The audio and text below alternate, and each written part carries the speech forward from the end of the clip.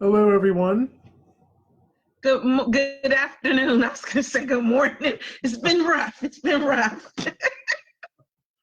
Hello, and welcome to Genealogy Adventures. I'm Brian Sheffy. And I'm Donya Williams. How are you guys doing? I'm excited today. Good show. Good show. Good show. Hope you guys are doing well. So today, we're going to be talking about different aspects of genealogical standard of proof in terms of documenting specific information for your ancestors.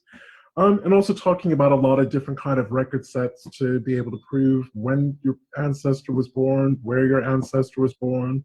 I'm going to talk about some of my favorites. Donya, you're going to talk about a few of yours. Mm-hmm. And for those of you, if you take a look at the comments, you will see that I posted a link for a downloadable PDF. That's pretty much a summary of everything that we're going to be talking about in this hour. Plus, it's going to be a lot more that we just won't have time to talk about. But these really are kind of our go-to resources when it comes to documenting the lives of all of our ancestors. So whether they're European descended, African descended, there's a little bit in here about Native American ancestry. So, trying to cover all the main bases. And it's all it's all arranged chronologically. So, hopefully you guys are starting to download it if you haven't already, and you can kind of follow along as we talk through them.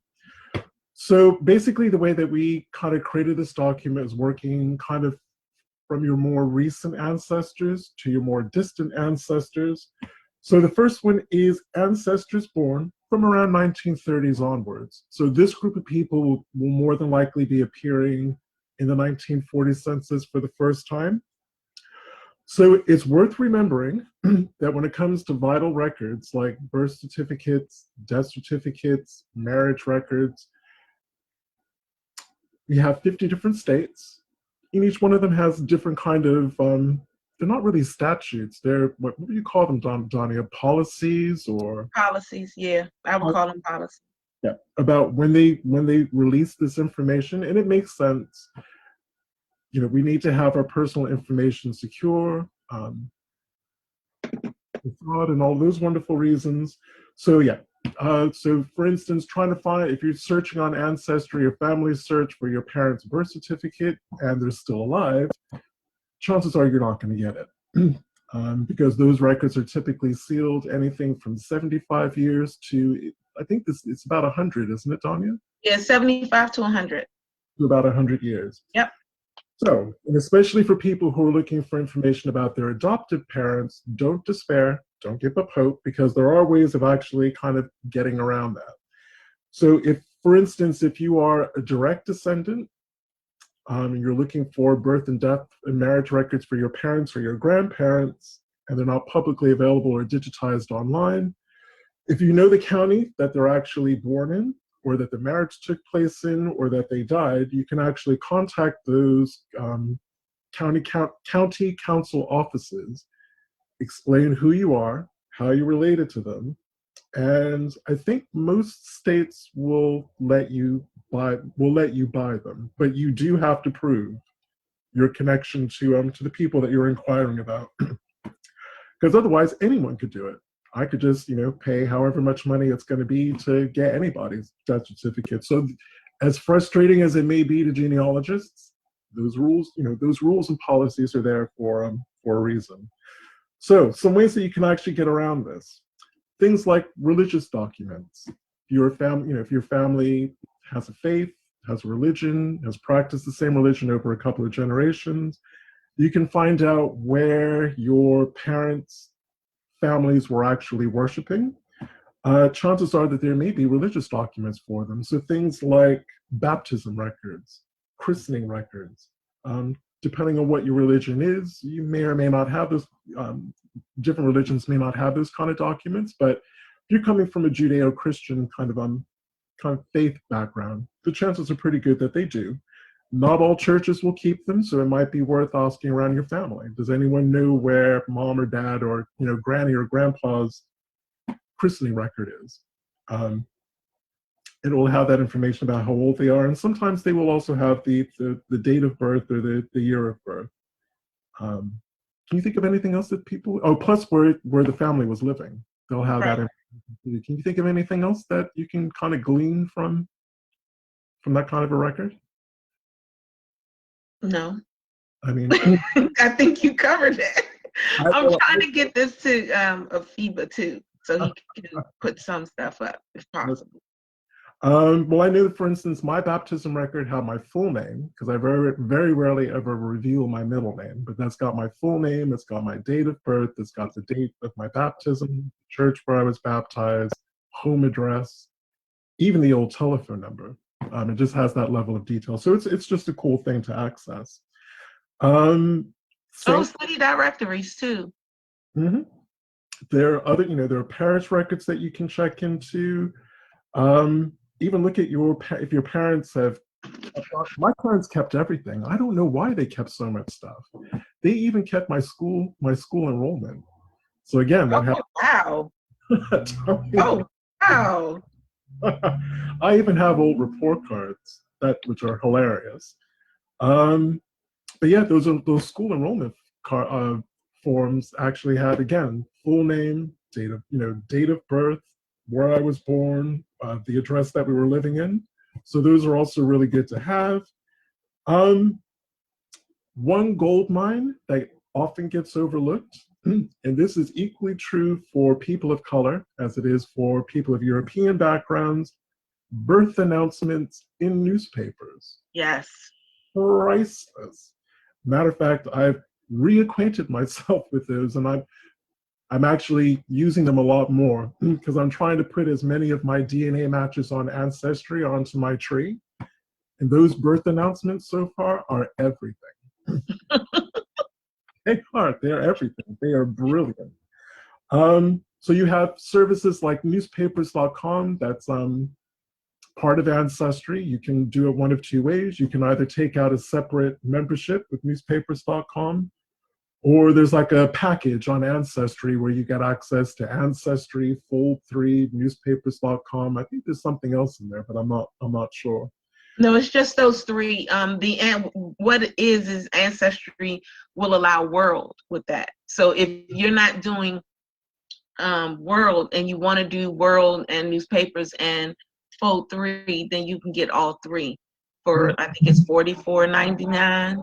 That's right. And yeah, you get all three. But the thing about newspapers.com is that even when you do that, if there are sometimes on newspaper.com, they have those special ones, like Ashland newspapers, you can't access that. You have to pay an additional amount, an additional amount of like $11.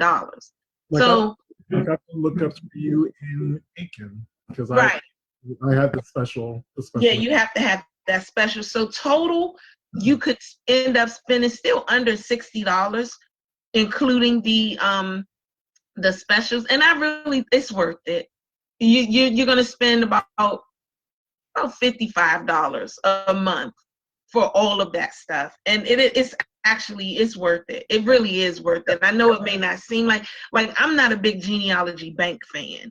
I think it's kind of hard to search, and I have it, but I'm about to cancel it. I just keep forgetting to do it, so I'm gonna cancel it. Matter of fact, after we get off the show, just so I can remind myself.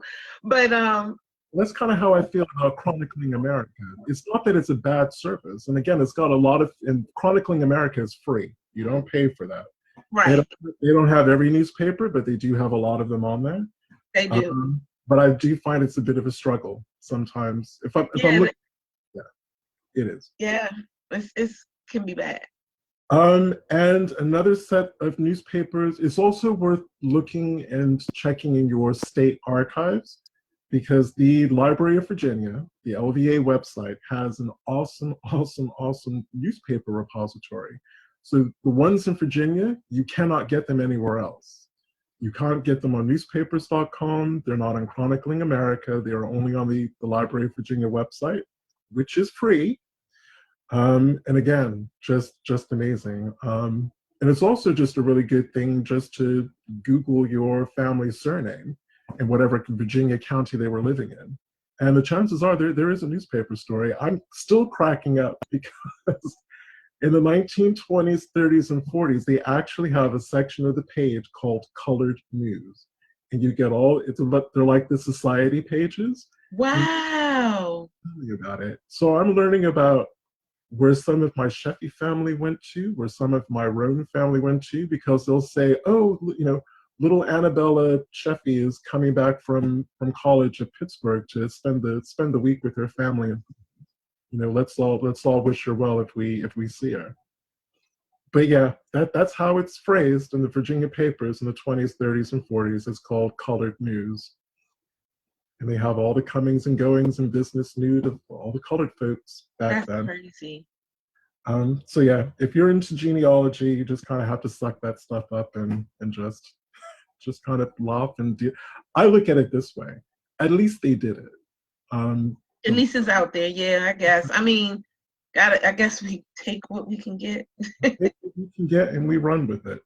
And as well, they were making things, within that section of the paper. They were talking about Black engagements, Black couples' weddings, who was at the weddings, just all of that kind of information. It really is awesome.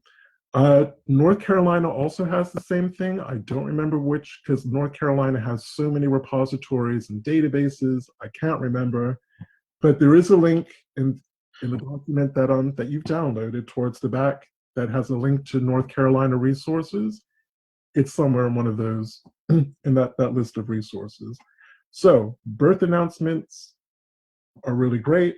Marriage announcements are also really great because, again, that gives you specific dates and places. Funeral programs.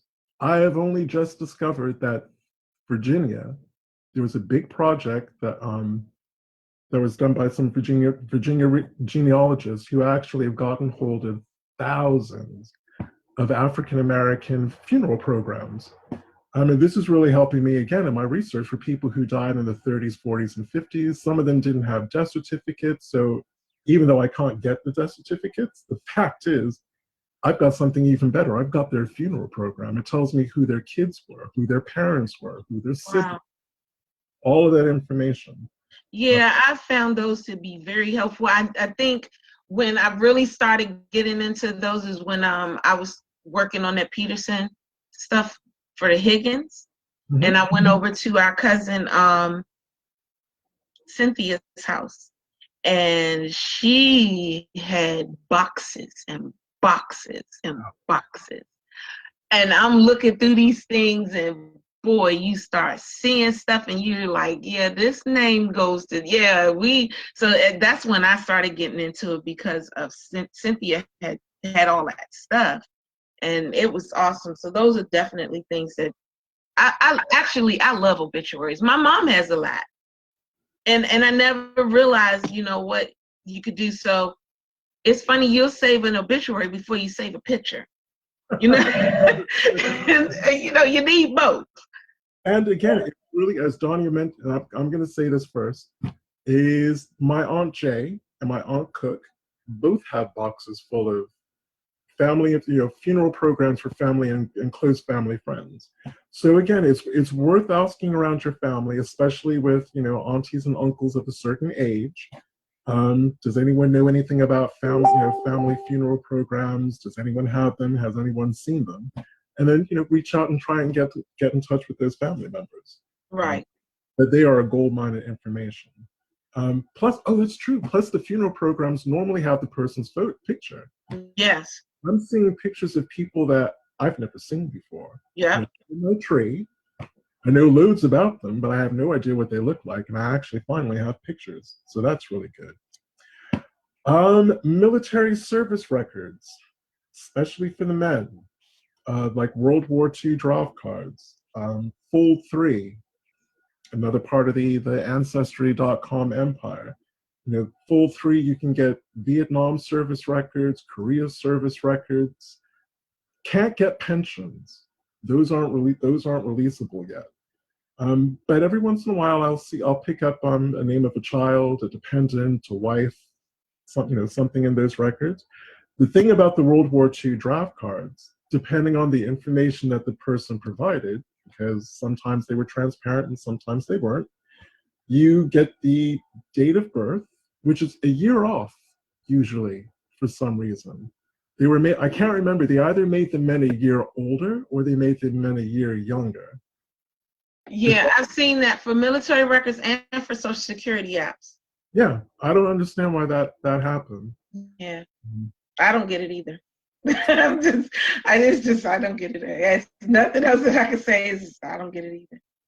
So again, if you were applying to a lineage society, I mean, so long, I guess, if the majority of the birth years with the month and the day are the same, I would probably go with that. Yeah. But if you were relying on a military record, would it be allowable for the DAR to just make a note going, well, it's a military record, this is usually a year off? I don't know. I can't even answer that because I have no idea. Mm-hmm. Sometimes on the military service records, you will get the name of the spouse or you will get the name of the parent. But the person who was living with the draftee will sometimes be on that card too. And it's also great, especially for African Americans who had just left the South. This is probably one of the first official records that they actually filled in.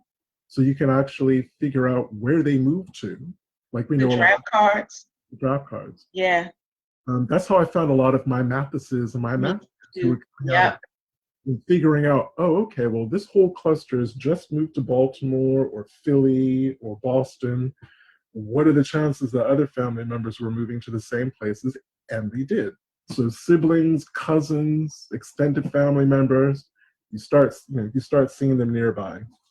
And World War II draft cards are absolutely available on Ancestry. I'm not sure if they're available on Family Search.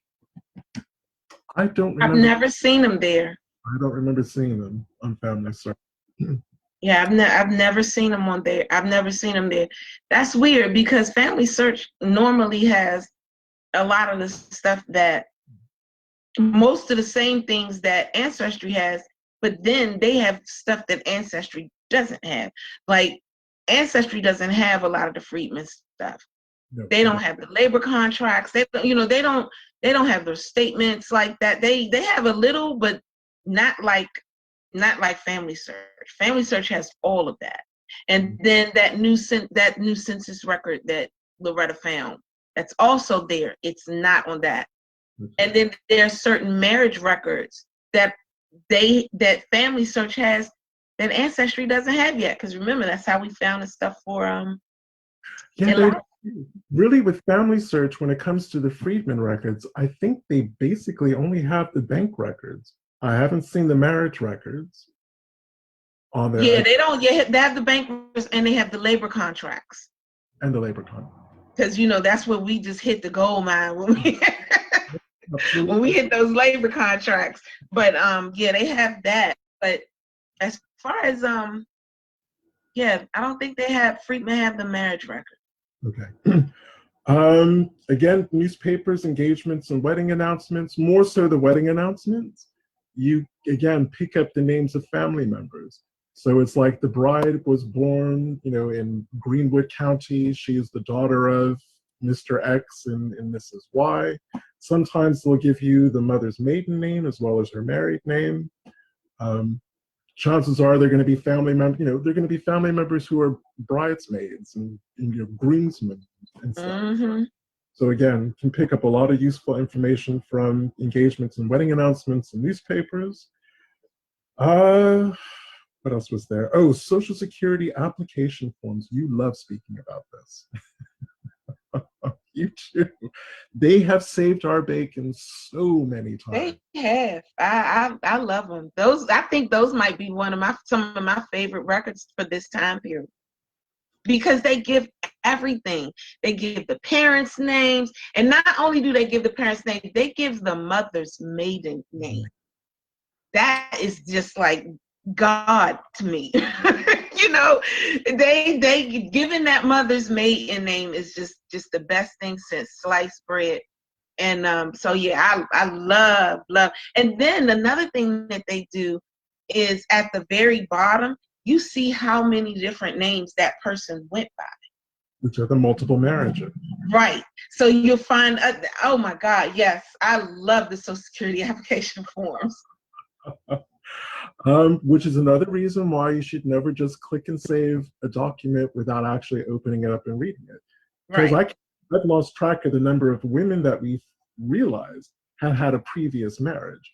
So so if we thought Brown was a woman's maiden name, we would get the Social Security app, and because there were a couple of times we were like, why can't we find this woman in 1880, 1900, 1870? Well, that's because her surname on the marriage certificate was actually her first married name. Yep. And said you open up the Social Security app, and it's like, oh, her maiden name wasn't Brown. It was actually Woodson. Okay, wasn't expecting that. So again, really good to be able to pick up those kind of clues. Property and land records. Those are public accessible records. And as far as I'm aware, there's no hold period on that. So those records are held in the county council offices. You just need to familiarize yourself with where that is in the county that you're researching. The other thing that I love is our city directories. Now, city directories are more applicable before the invention of mobile phones. I don't think anyone really does city directories anymore, do they? I don't think they do either. Those are telephone books. And I mean, yes, they do actually. Telephone books are done. They still do telephone books. They're not as thick as they were. They don't have the same information, but they still do them. Because I remember living where I lived, the books would be dropped off. So yellow pages and white pages do still exist, but the city directories, yeah, that's another one that's a really good one, because they'll show a woman and the kids, and if the woman is a widow, they put wed, in parentheses right on the side. And then given the occupation, you start to learn about the occupation. I like the U.S. city directories because they gave me they let me know where my grandparents were at all times. Yes. So even if they weren't living in D.C., but I still picked this up. Now they was living in Richmond, and it confirmed stories that I was told. And I now know, like right now, I have my grandfather up to his death because of U.S. directories, and it's same for my grandmother. The only thing that I'm missing for both of them is that 1950 census.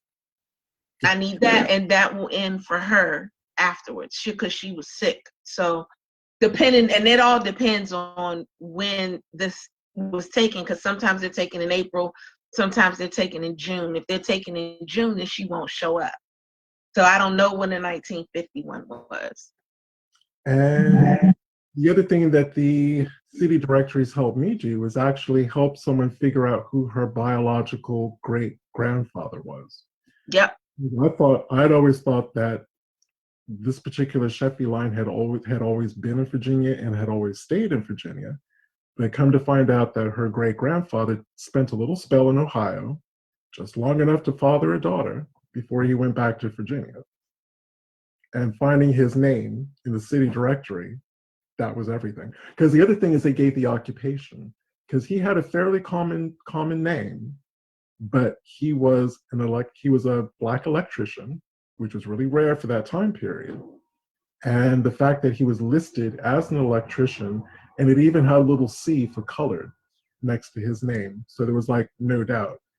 So once she actually had that information, put it all in her tree, did all the DNA stuff, boom, there it was. It was all the proof. That was like the last final piece of the puzzle. So those can be excellent, because believe it or not, ancestors can pop up in places that you just really didn't expect them to. Because we had a Peterson who did that. Yep. we had a Peterson, and that's how we figured it out, was the city But directory. that's how we were figuring out a lot of stuff. We had a lot more than just Petersons doing it. We had several family members just all of a sudden. I mean, that's the MO of Yeldales. They just pop up. That's the MO. That's the MO of them. And who else was the Quarles did that? But again, that's Yeldales again. So it's just yeah. Other documents in this time period that could be helpful: court cases, and specifically divorce papers. Those will have a lot of information within them, and again, those are usually held at the county court level. Immigration and naturalization documentation. Again, a lot of that's going to be available. Basically, the first and only census that covers these people is the 1940 census, because the 1950 census doesn't come out until 2022. Is that right? April 2022. That's it. So for the time being, in terms of U.S. federal censuses, 1940 is as far as we can go. I'm not sure what the case is with U.S. state censuses. I have a feeling that's going to vary from state to state. Mm-hmm. But I would imagine that that line of censuses will run out around 1942, because again, you're coming up against that 75 to 100-year rule. And last but not least, again, worth remembering for a lot of African Americans, a lot of our ancestors got out of the South by working for the railways. So railroad records and railroad retirement records. And if you Google those phrases, you'll find the 3 or 4 places where those kinds of records are actually stored. And especially the retirement ones, because that will include, usually they include they will reference other family members. So that kind of covers the most recent generations of your family. Looking at people that were born roughly between the 1870 and 1930 US federal census. Again, we have religious documents. I won't rehash that. You have parish records. Oh, sorry, what were you going to say? No, I was saying pretty much the same in this one as the other. Only reason why I'm saying it like that, because we went through that. It took us 30 minutes, and I want us to get to that other stuff, the one that you really had. Yeah, well, other than that, you're going to have more censuses to be able to take a look at. Mm-hmm. Also, insurance policies. Yes, that's a good one. When I start seeing insurance policies, and if you have Black ancestors, do not assume that they did not take out insurance policies, because I have found more insurance policies than even I thought I would ever be able to find. So that, again, that's really cool. So you've got that sheet, like Danya said, that's pretty similar to the first one. You want to get to ancestors born prior to the 1870 federal. That's the one, because I love this. Well, you kind of we kind of lengthened the enslaved. I like my favorite column in here. When you guys print it out, is the middle column, and it's my favorite because I'm so tired of hearing people say that they cannot find their enslaved ancestors. And this is a whole listing of where you need to look in order for you to find them. It's not impossible. I mean, yeah, it's hard, and we have to work harder, but hell, we've been working harder. Sorry. But we've been working harder since the beginning of the time. So it's in our blood to be able to do that. It's in our DNA to be able to do that. And the bottom line is, this is just an awesome list. This list is my favorite. So yeah, I like it. One first, probate records. So, okay, enslavers, the best way, for those who are not looking at it, if you haven't printed it out, I did repost it. And if you haven't opened it up, when you open up the link, click on the link, it's a actual tab on the internet, PDF. So you would be able to see it and the show at the same time. But if you haven't done it, it's 3 columns. One is for European descended ancestors. One is for enslaved African descended ancestors. The other is for free people of color. And these are ways that you find these particular people. Now, the European and the free people of color are very similar. They have your lineage books, they have the parish, all of the things that we kind of put up there, because even though free people of color, they were free, but they were free with limitations. Huh? They were free with limitations. We're free with limitations. So they had somebody that had to be there so this could happen. So they're in the lineage book because their person who was watching over them is in the lineage book. But they're still there. Whereas our enslaved ancestors, they didn't have that. So we have to go by, instead of it being in a lineage book, it's a probate record. Like this is so good how you wrote this. Because it's not a lineage book, but it's a probate record where you have the will, the inventory, the administrative letters, anything like that. If their name is listed in it, it makes a difference for you. Those are the things that you're looking for. So you have those. You have the journals. He wrote enslavers' day books, farm books. Whitfield Brooks's thing, it was called a journal. It was his journal. That's how he did it. Thomas Jefferson was the farm book. Am I correct? Correct. Yeah, so their names are listed and what it is that they're doing and how they're doing it and when they're doing it. But you can find your people. Of course, you got the slave sales deeds. There are parish records that do it, huh? The thing about the farm books or the day books is they tend to give information about the date of birth and death for all the enslaved people. Usually the mother is named for the births. Sometimes the father is, but that's very rare. But you at least get the name of the mother. Yeah. But see, and you don't get that with the journal. No. Well, not in Whitfield's journal. You didn't get. But he would give you the weather quicker than he'd drop a name or something to that nature. But there was an area where he did, was writing up the names. The thing about Whitfield Brooks's journal is that the white families that he was connected to let me know the family that I needed to research next, because I knew that family was somehow already connected to me anyway. So you always have to open your eyes to different things, and genealogy is a think out the box type of thing. And that's what you have to do. You have to we have to just take what we can get and squeeze out of it what we can get out of it. What I'm going to say is this will make more sense for experienced researchers. Maybe it'll take a little while to kind of clock it. When you're reading through an enslaver's will, always pay close attention to, these people didn't bandy words about lightly. They were subtly conveying information. If anything strikes you as unusual about the bequest of an enslaved person to a specific family member, make a note of that. And I'm going to give you a couple of examples. Our 4 times great-grandfather, Moses Williams the Elder, when his enslaver father died, his father was very specific about who he was going to go to, which was his uncle. When his uncle died, his uncle was even more specific about what was going to happen to his enslaved nephew, Moses. And I know that sounds like this insane sentence that you will ever hear, and an enslaved nephew, but that's what Moses was to James Henderson Williams. Yeah.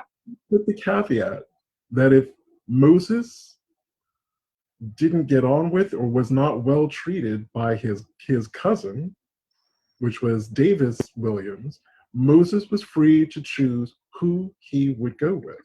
Yep. He did. And what blew my mind, and I think it blew your mind when I told you this, when we finally figured out, well, it clearly didn't work out with Davis, because the next thing we know, Moses is all the way down in Barnwell. Yeah. His first wife, Miss Haygood, and we couldn't work out why. Oh, okay, well, things must have gone south with Davis. And to be fair, there was nothing in James Henderson Williams' will that said that Moses had to choose someone from within the family. Yeah. In said that Moses could choose for himself who he went to. So he went to his first wife's owners. Yeah. And the thing is that they didn't do that with just Moses. They also did that with 2 elder women. They did that from just the jump. When I leave, they can go wherever they want to go. And we feel that one of those women might be Moses's mother. But it's just amazing how sometimes those type of things happen. But you have to follow. It's a breadcrumb. It may be a small one, but it's a breadcrumb, and you just gotta go and pick at it until you get it. Or think of it as a diamond in the rough. It's a piece of coal, and you gotta just squeeze that coal and squeeze it until you come out with this beautiful, beautiful diamond and all of this beautiful information. So I really, really, those books are awesome. Attention to the language, because 9 times out of 10, you're going to see, I bequeath my girl Sally to this person. Bob goes to that person. Peter to this person. It's like I said, when you see something really specific, that should set some bells ringing. Another example is my ancestor George Henry Roan. He was left an annuity, an annual annuity, and it was a lot of money, an annuity every year. And my assumption is that this is the one who's the grandson of Patrick Henry. And my assumption is that the Roan family, before they left to Tennessee and placed him with the Warren family, wanted him to be free, but rather than just free him, he would get an annuity. And it was enough that he could, one year he could have bought himself out of slavery, the next year he could have bought his wife, and the following years he could have bought his kids. That's how much money he was left. But unfortunately, the Civil War happens. The family lost all the money, so he didn't get anything. But I had never seen that before in a will, where an enslaver left an enslaved person an annual annuity, much less the amount of money that George was supposed to get. So that's probably what Whitfield was doing in the memo. You know what? That probably is. Because they had annual gifts. That's what he said in his thing. It was annual gifts in his will that would be left up to his wife to take care of. I don't think she ever took care of it. I don't think she did what she was supposed to do. I would love to find that memo. That's a goal of mine. But another thing is is dowries that you need to pay attention to, dowries, because I don't think that for those that saw the VH1 years ago with 50 Cent when he did his DNA and tracking his family tree and so on and so forth, 50 Cent's 4-time great-grandmother was also owned by the Brooks family. And but when you're watching the VH1 talks about those enslaved people that was in his family being with the Donovans. So this is one of the things that I can't stand about the shows that talk about your genealogy, because they don't give you everything, because that lets you know that they didn't look into every single thing. So when they told him about his 4-time great-grandmother and her children and how they were enslaved by the Donovans, I was looking at it and I'm like, no, they weren't. And the reason I could say that is because the woman that R.G.M. Donovan married was the daughter to Whitfield Brooks. They were a dowry. They were a part of his gift to his daughter, and that's how they ended up with the Donovans. So pay attention to who's enslaved and where those enslaved people come from. Because if you thinking that, okay, my family's last name, my family's surname should be Donovan because they were enslaved by them, or you have people saying, oh, most African Americans didn't take on their enslavers' names, I just don't have proof of that, because I see them taking on the enslaver name, but it could be all possible that the last enslaver that they were with, they're there because they were a part of a dowry, not because that was the area that they had to be, or or what have you. Yeah, you had some that went from one place and then changed their name to the next one they went to, it like Shepherd Harrison did. But overall, that's not what it is. That's why what's her face, Mary Yeldale, fought for her slaves for George and them, so she could take them with her to the Fuller line. But that's what it was. So yeah. It's like Sally Heming. Sally Heming was a dowry slave who was the half sister of Thomas Jefferson's wife. So, wow. But she was a dower slave. That's how she entered the Jefferson household. Parish records, parish and county records, again, I think it was more common in the early colonial period and started to die out towards the latter part, in the early part of the Republic. But some enslavers, particularly in places like Maryland, Massachusetts, Pennsylvania, were actually registering the births, marriages, and deaths of their enslaved people. That sadly, it is a habit that started to dwindle and die out over time. But in that early period, they did do it. So it is worth checking parish records just for that. Freedmen Bureau records, there are too many to cover. We could just do a whole show on the Freedmen records. But you have bank records, which have a gold mine. Well, not always, but usually they have a gold mine of information. They'll tell you the names of their parents, whether their parents are alive or dead, where they believe their parents were living, names of siblings, names of children. They know that their sister got married. Their sister's there with her married name, so you can pick up the trail for her. So those records are just a gold mine. You have labor contracts, which were the first contracts between emancipated former slaves, and sometimes they're former enslavers, sometimes just someone else who happened to live in the neighborhood. That can sometimes be a bit 50-50.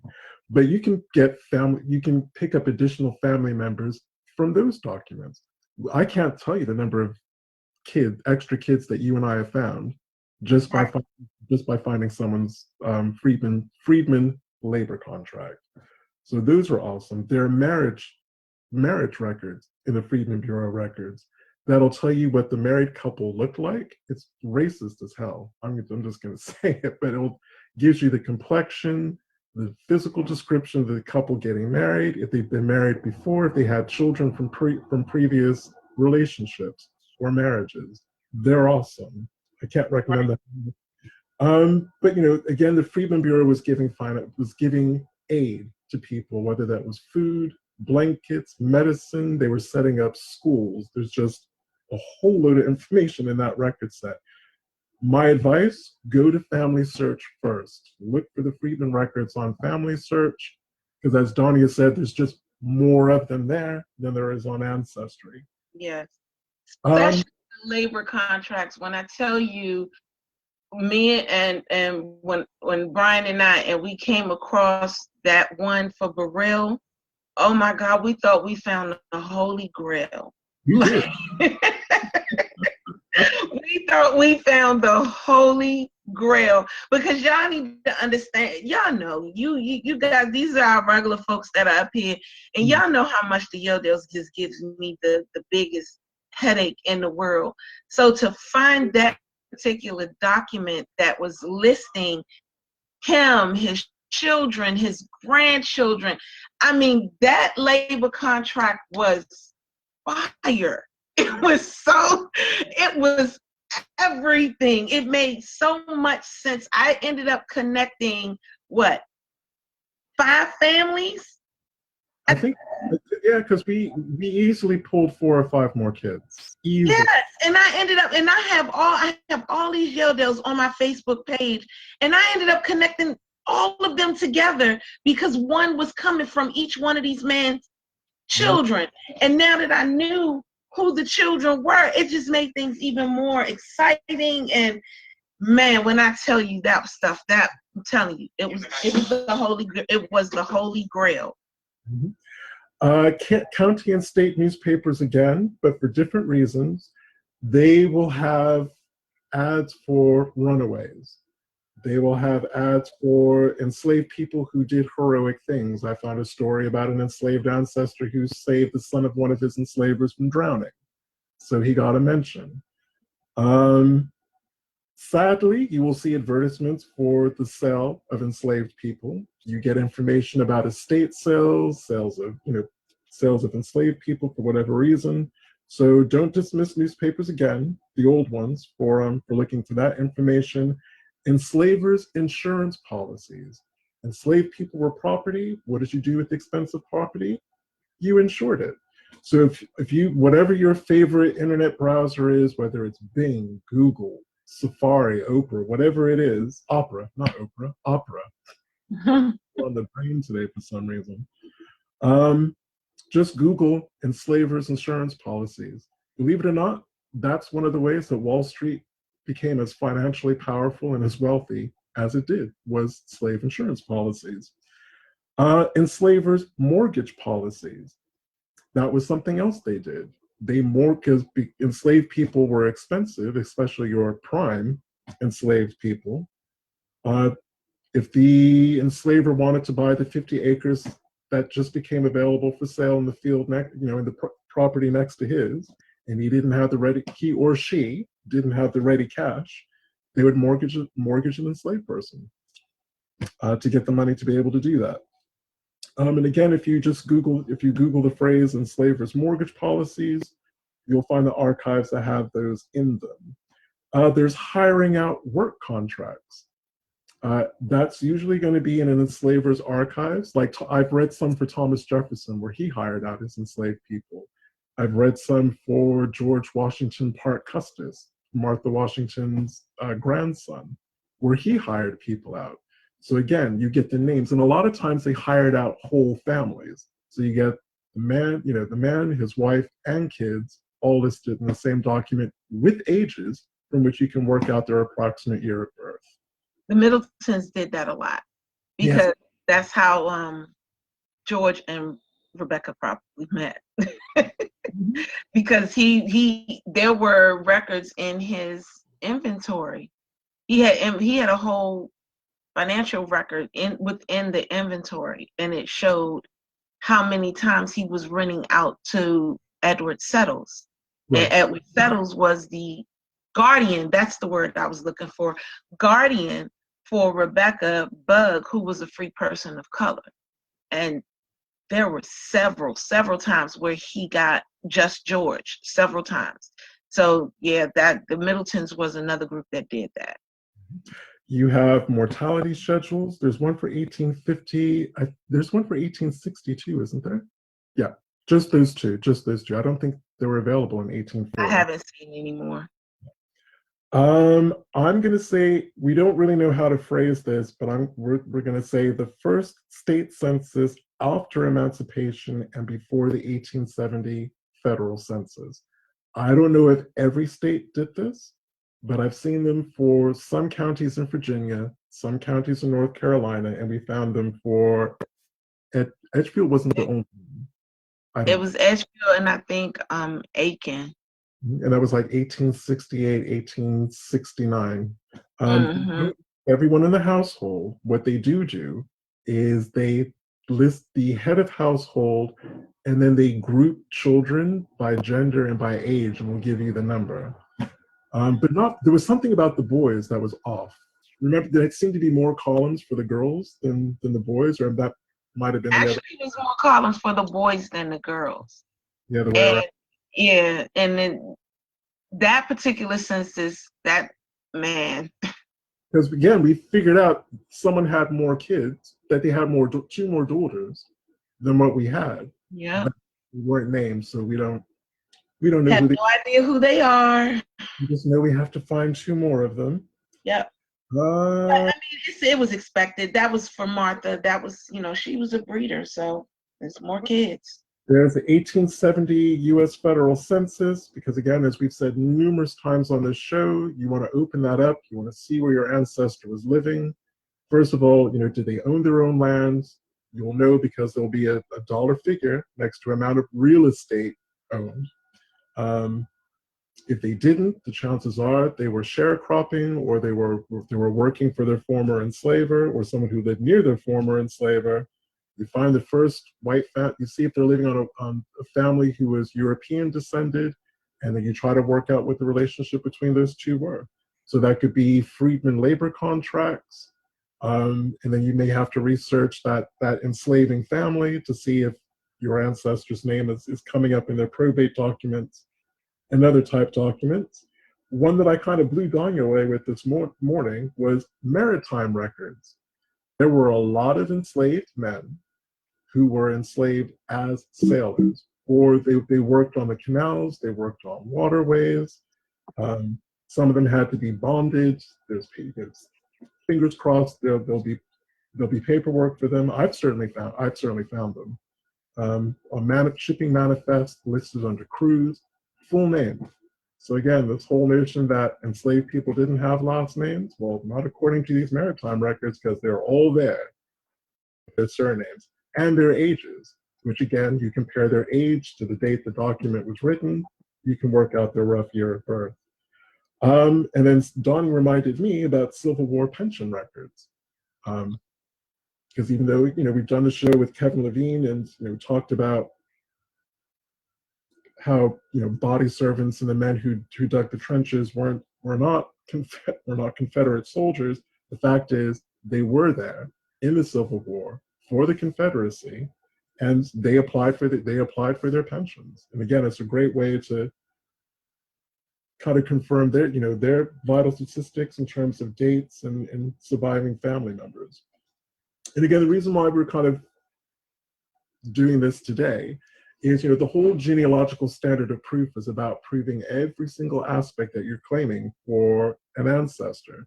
So that's when they were born, when they married, when they died, how many kids did they have, where do they live, all of those kind of key data points.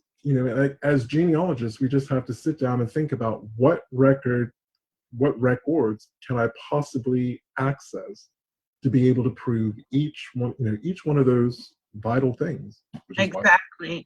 These steps that Brian wrote up is really for those who are looking to. This is a good way for you to look at things to figure out your genealogy. If you're trying to join a lineage group and figure out which way you want to go as far as how you want to prove somebody, and because that's what you have to do with lineage groups. You have to prove your connection to them. So now you have the information to really go and utilize to figure out how can I prove so-and-so, how I am, related to so-and-so. We have lately been pushing the sons and daughters in the Middle U.S. Passage. We've been pushing that. And we're pushing it because it's the first Black lineage group that's set up very similar to the Daughters of the American Revolution. We need to grow that. We need to make that be just as popular as the DAR. So the way to make that just as popular as the DAR is to show you guys how to fill it out and figure out how, what it is that you need in order for you to get it.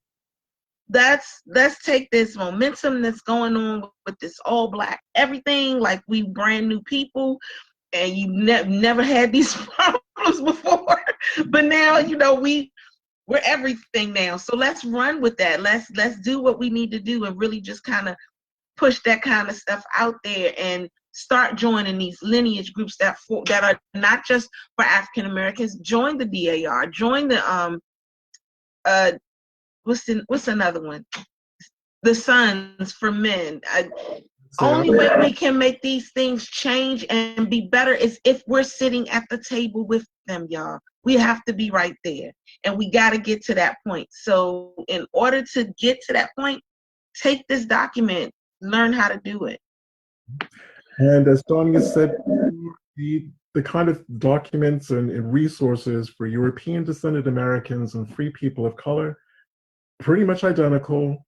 The only difference is with free people of color, you will either have some manumission paperwork. Yeah. It's the legal process by which an enslaved person was set free. That's a court document that will be held in a court archive. And another thing that will be held that was a court document was freedom papers. Not every colony, not every state required them. Virginia did. North Carolina, sometimes, but mainly Virginia. You had to go to court, prove that you were free. You would have a white person basically vouch that you were free. If the white person and the free person of color had the same surname and were living in the same town and county, chances are they were related to each other, and that is something that you should look into. But they will also say why they were free. They were free because their mother was free. Remember, everyone on the status of their mother. So you can get their mother's name, you get where they were born, when they were born, you get a little physical description of them, which is as close as I'm going to get to a portrait for most of my colonial free people of color. But those are basically the two main differences. They're both both parties are going to have bastardy bonds, court records, property records, parish records. They're all there.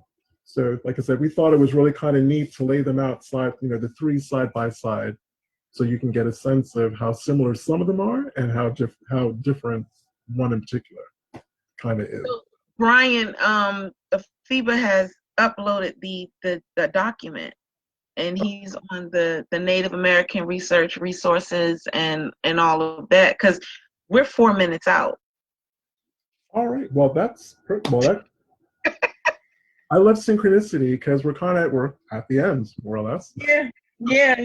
So basically, what you guys are seeing right now, that what you're looking at, what you're getting ready to look at, the ancestors born prior to 1870. That's about to pop up. That was the last thing that we were doing. There it is, right there, and that's the last one. I find this part of this particular link to be the most accurate, not just the most accurate, but the best part of this write-up.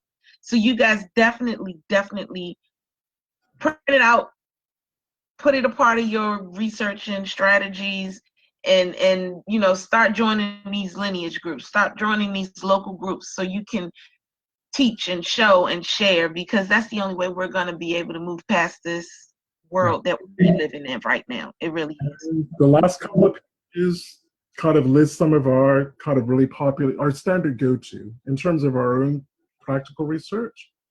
All of those hyperlinks are clickable. They will open up the resource for you, so you don't have to type anything. So we really hope that this, we were long overdue to just do like a genealogy 101 kind of a thing, just bring it all right back to the basics. So I really hope you guys found this really helpful. And Donnie, do you want to introduce next week? Yeah, next week's show is going to be really awesome because we're bringing LaBrenda back to the show. And LaBrenda is going to take care of the DNA. So I'm going to tell y'all right now, I got questions. I got lots and lots of questions. And I want you guys to come with your questions, because I know I was speaking with one of my cousins, Yolanda, and we're just, Brian and I, we have so many different lines. And y'all, if you guys could really understand my conundrum of family, it's unfreaking believable. My grandfather's great-grandmother and my grandmother's grandmother are sisters. So why do I not have more DNA of a certain line? Why don't I have more? I need that question answered. That's one of one of my biggest issues. Like, I feel like I should have more because I have Moses Williams 4 different times in one person.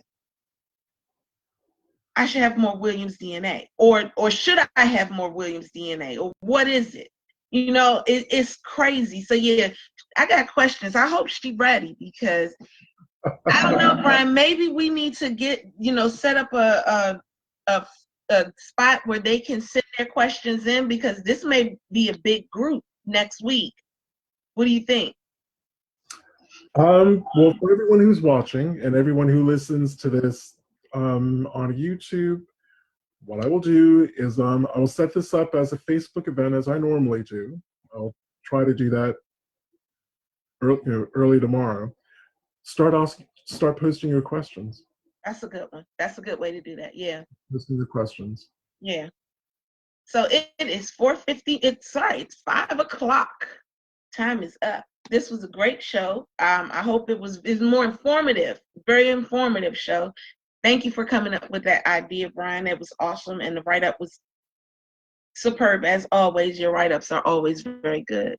It's a pleasure. I just hope people find them useful. Yes, yes. So I'm Danya. I'm Brian. Enjoy the rest of your Sunday. Yes. See you guys next week. Bye.